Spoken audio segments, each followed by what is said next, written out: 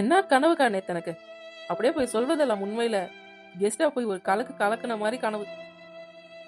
பாரு, யோகம் இருக்கா? கழுத மேல ஏற ஆசை வந்துச்சா குதிரை மேல ஏற, அப்படி இருக்கு நீ சொல்றது. நான் வேலைக்கு போய் காட்டுறேன், அப்புறம் தான் தெரியும் உனக்கு இந்த வள்ளிய பத்தி. ஏண்டி, நம்ம ஊர்ல மண்ணு வேற வருதா, வாயேண்டி, அதுக்கு வேணா போயிட்டு வருவோம். ஏன்க்கா நீ என்ன கிண்டல் பண்றியா? ஏய், அக்கா ஏடி உனக்கு கிண்டல் பண்ணுது? உண்மையாதான் சொல்லுது மீனாட்சி அக்கா. மண்ணு வேலை நாளையில இருந்து வருதான். நாங்கெல்லாம் பேர் கொடுக்கலான்னு இருக்கோம், நீங்களும் வாங்கலேன். மண்ணு வேலைன்னா கஷ்டம் இல்லக்கா, மண்ணெல்லாம் தூக்கணும்னு சொல்லுவாங்களோ. மண்ணு வேலையில மண்ணை தூக்காம பின்ன என்ன பண்ணையும் டீயையுமா தூக்கிட்டு திரிவீங்க? ஐயோ, அப்படிலாம் நான் வரலப்பா. மண்ணு வேலையில மண்ணை தூக்குனா என் தலையில முடியெல்லாம் கொட்டிடும். அது மட்டும் இல்ல, என் கையெல்லாம் பாழாயிடும், நகெல்லாம் பாழாயிடும். நான் வர மாட்டேன்ப்பா. அடியே, அங்கெல்லாம் ஒரு வேலையும் இருக்காது ஒத்தரசா. நீ ஏன் இப்படி சொல்ற? வா, நல்லா இருக்கும். கொஞ்சம் வேலை தான் இருக்கும், அதுக்கப்புறம் நம்ம ஓய்வா தான் இருப்போம். போட்டோ எடுத்துக்கிற வரைக்கும் தான் வேலைலாம் இருக்கும். கையெழுத்து போட்டுட்டா அப்புறம் ஒரு வேலையும் இருக்காது. வா, அப்படி இருந்தா நான் உங்ககிட்ட சொல்லுவேனா? அப்படியா?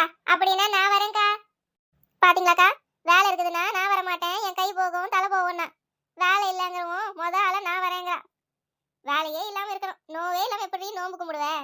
அட போக்கா, யாரு வேலை வெட்டி செஞ்சுக்கிட்டு? நான் வீட்லயே ஒரு வேலையும் செய்ய மாட்டேன், எல்லாத்தையும் என் மாமியா தலையில போட்டுட்டு நிம்மதியா இருப்பேன்.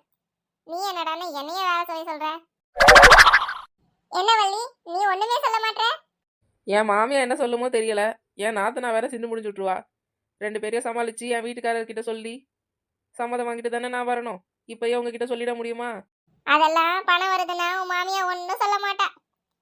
அதுவும் இல்லாம உன் தொல்லை இல்லாம அம்மா உன் பொண்ணு நிம்மதியா ஒரு நாள் ஃபுல்லா இருக்கலாம்ல. அதுக்காகவே உன்னை அவங்க 2 பேரும் அமுச்சு விட்டுருவாங்க பாரு. ஏண்டி நான் உனக்கு தொல்லையா? எனக்கு தொல்லை இல்லதான், ஆனா அவங்களுக்கு நீ தொல்லை தானே.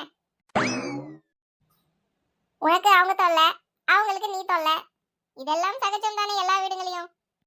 சரிக்கா, அப்ப இவ சொன்ன மாதிரி தான் நடக்கும் நானும் நினைக்கிறேன். அதனால நானும் வரேன், பேரை கொடுத்துருவோம். பின்னால வர்றத பின்னால பாத்துக்கிறேன். சரி, அப்ப எல்லாரும் வெள்ளனே எழுந்து சமைச்சு கட்டி எடுத்துட்டு வந்துருங்க. அங்க காலையில சீக்கிரம் போயிடணும், 9 மணிக்கெல்லாம் நம்ம அங்க இருக்கணும்.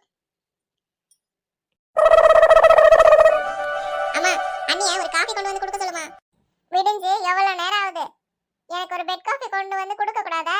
மாமியாரும் மருமகளும் நீயும் பாட்டுக்கு உட்கார்ந்துருக்க, அவங்க கிடையாது கொண்டு போய் கொடுன்னு சொல்லியிருக்கலாம்ல. ஒரு காஃபிக்காக எழுந்து நானே வரேன், போமா. நானே காபி தண்ணி குடிக்காம தாண்டி உட்கார்ந்துருக்கேன். 1/2 மணி நேரமா குரல் கொடுத்துட்டு இருக்கேன். உள்ள இருக்காளா இல்லையானே தெரியாத மாதிரி சத்தமே இல்லாம இருக்கா. பாத்திரத்தை மட்டும் டொம்மா டொய்யான்னு உருட்டிட்டு கிடக்கா. அம்மா, அண்ணி நேத்தே 100 நாள் வேலைக்கு போகணும்னு சொன்னாங்களே, அதான் கல்வி எழுந்து சமைச்சுக்கிட்டு இருக்காங்க போல. அப்படி தாண்டி இருக்கும் போல. நான் போகணும் சொல்லல, போகாதன்னு சொல்லல, ஆனா என்னன்னு சொல்றேன்னு கேட்காம இது பாட்டுக்கு கிளம்புது பத்தியா? நீ சொல்லாட்டி என்ன? அண்ணன் கிட்ட சொல்லிட்டு இருக்கோம், அண்ணன் போன்னு சொல்லியிருக்கோம். அதான் இவ்வளோ ஆர்ப்பாட்டம் அடுப்படியில. இருக்கும் இருக்கும், எல்லாம் அவன் கொடுக்க இடம் தான். அவனைய இருக்கு, ஒரு நாள் அவனுக்கு இருக்கு. ஏம்மா இரு, இப்போ ஒரு வாட்டி கூப்பிட்டு பாரு.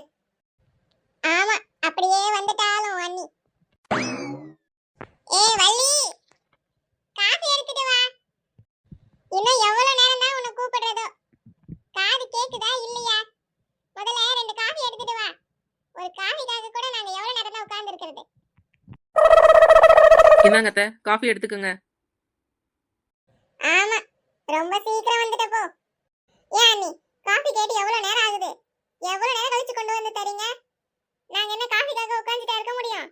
உட்காந்துட்டு இருக்காத, நல்லா போய் யாருமா படுத்துக்கிட்டு இரு. உன்னை யார் உட்காந்துட்டு இருக்க சொன்னா? என்ன மருமகளே, வாய் நீளுது?